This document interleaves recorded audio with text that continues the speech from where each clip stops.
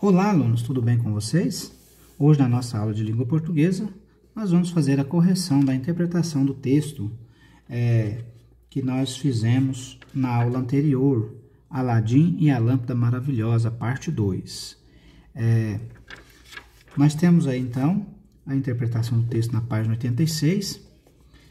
Ler para compreender. Questão número 1. Volte às questões do início do texto, né? As questões do início do texto, ou seja, aqui no texto, no início do texto, nós temos, eu passei algumas questões para vocês responderem aí, imaginar, não é isso? Então, voltando a essas questões lá do texto, o que você imaginou que iria acontecer se confirmou na história? Então, antes da gente ler a história, nós fizemos algumas questões e algumas questões para você imaginar o que iria acontecer. O que você imaginou aconteceu?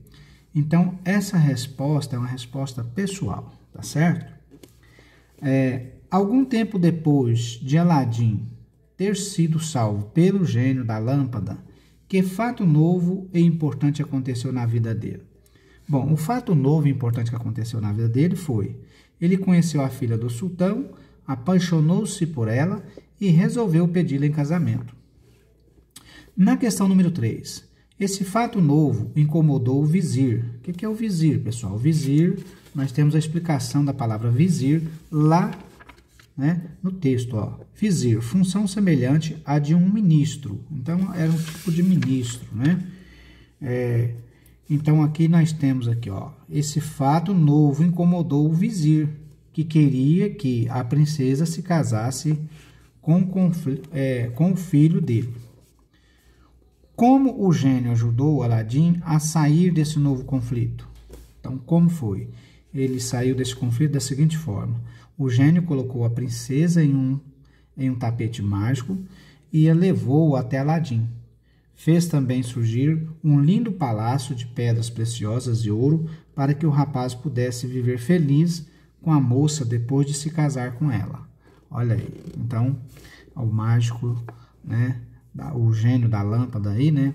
Não o mágico não, o gênio da lâmpada ajudou Aladim dessa forma. Na questão número 4. No conto, o mago tentou obter a lâmpada mágica mais de uma vez. Na primeira parte da história, ele fingiu ser o tio de Aladim. Vocês lembram lá que na primeira parte do texto, né, ele fingiu ser o tio de Aladim. Na segunda parte, que disfarce ele arrumou para não ser identificado, pessoal? Ele se disfarçou de vendedor de lâmpadas, passou a vender lâmpadas para se disfarçar de mago aí, né? Para tirar o disfarce de mago aí. E a letra A, questão letra A, copia a frase que ele usou em frente à casa da princesa para tentar conseguir a lâmpada que estava lá. Então, para conseguir a lâmpada lá, ele se disfarçou de vendedor de lâmpada. E a frase que ele disse foi: trocam-se lâmpadas velhas por lâmpadas novas. Aí na letra B, como o mago conseguiu o que pretendia?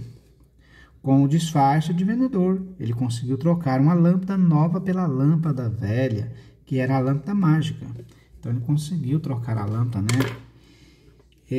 Na questão número 5, observe as ilustrações e leia as informações abaixo de cada uma. Veja bem. Nós temos a informação 1. O primeiro conflito vivido por Aladim na segunda parte do texto. O primeiro conflito foi esse aqui. Observa a situação. Situação 2. O segundo conflito vivido por Aladim, segunda parte do texto, que foi esse aqui.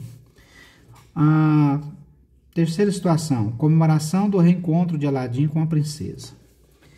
Bom, na questão, na página 87, nós temos a seguinte questão. Retome o texto e converse com os seus colegas.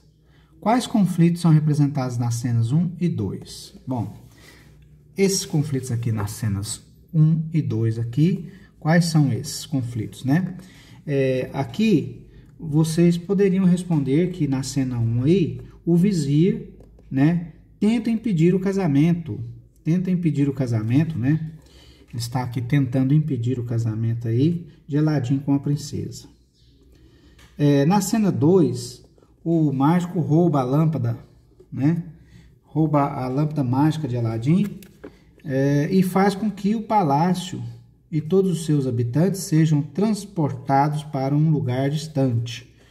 Então, essa cena aqui está demonstrando isso, tá certo? Então, essa é as situações desses conflitos aí. Na letra B, o primeiro conflito da segunda parte do texto é resolvido com a ajuda do gênio da lâmpada. Qual foi a solução para o segundo conflito vivido por Aladim? O segundo conflito, né? O segundo conflito aí da segunda parte do texto.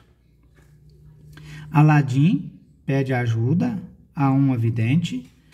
Ela dá a ele duas coisas: um anel mágico que o transporta ao lugar onde a princesa e o palácio estão, e um veneno para exterminar o mago e recuperar a lâmpada mágica, o que lhe possibilita ter de volta os bens e a esposa. Olha, que história, hein, pessoal? Bom, na questão número 6 aqui, nós temos aqui, relê este trecho do conto. Vamos reler esse trecho do conto. Então, nós temos o trecho 1. O mago ordenou ao gênio que transportasse o palácio e todos os seus habitantes para um lugar muito distante dali. O gênio teve que obedecer, ainda que gostasse muito de Aladim, porque o dono da lâmpada sempre tinha poderes sobre ele. Trecho 2. Quando Aladim regressou e não encontrou nem o palácio, nem a princesa, ficou desesperado, mas pensou que aquilo bem que poderia ser coisa do mago malvado. Procurou uma vidente que morava ali perto e ela lhe deu um anel mágico que o transportou até o local onde estava seu palácio e sua amada princesa. Então, na letra A, que acontecimentos narrados no trecho 1 indicam que no conto coisas mágicas extraordinárias acontecem? Bom, no trecho 1 aqui, as coisas mágicas extraordinárias que acontecem são o poder de um gênio transportar o palácio e os seus habitantes para um lugar muito distante dali. Então, isso é um fato, né? Um fato mágico extraordinário aí. E o fato de o dono da lâmpada ter poderes sobre o gênio que mora dentro dela. No trecho 2, qual objeto tem poder mágico? O anel mágico, né? No trecho 2 aqui, o objeto que tem o poder mágico aqui é o anel. Questão número 7. Alguns contos têm mais de uma versão. Você conhece outra versão de Aladim e a Lâmpada Maravilhosa? Converse com os colegas aí. Vocês também podem pesquisar outras versões em livros com o auxílio do professor. Então, pessoal, nós temos aí, né? São versões de histórias, porque essas histórias aí, essa atividade aí permite a você ver, pode haver mais de uma versão para os contos, já que são histórias de tradição oral que foram aí sendo modificadas até receberem uma versão escrita. Então, as pessoas podem brincar com a história, né? Elas podem mudar a versão da história, tá? Mas sempre usando a magia para criar e fazer com que o leitor fique atento às novas leituras e às novas, aos novos contos e às novas versões aí, tá bom? Então, vocês podem aí tentar pesquisar outras versões em livros com auxílio aí, tá? Vocês podem procurar pela internet aí, procurar outras versões para essa história, tá bom? Então, fica aqui para mim o meu abraço, meu agradecimento a vocês e até mais.